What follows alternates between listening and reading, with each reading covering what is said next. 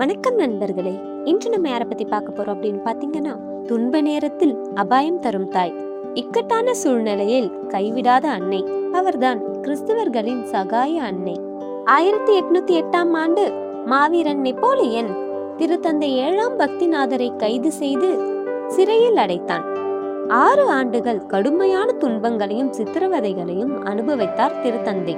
அந்த இருள் நிறைந்த நாட்களில் அவர் அன்னை மரியாளின் உதவியை நாடினார். இறுதியில் 1814ஆம் ஆண்டு அவர் விடுதலை செய்யப்பட்டார்.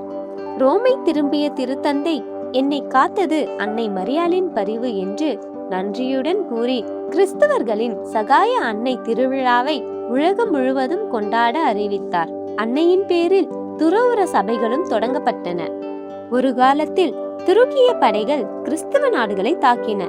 மக்கள் பயத்தில் நடுங்கினர். அப்போது அனைவரும் அன்னை மரியாளிடம் கண்ணீர் மல்க ஜெபித்தனர். லெபந்தோ கடலில் நடந்த போரில் அற்புதமாக காற்றின் திசை மாறியது. எதிரி கப்பல்கள் சிதறின. கிறிஸ்தவ படைகள் வெற்றி பெற்றன. அன்னையை நம்பி அழைத்தவர்களை அன்னை ஒருபோதும் கைவிட மாட்டாள் என்பதற்கு இதுவே சாட்சி.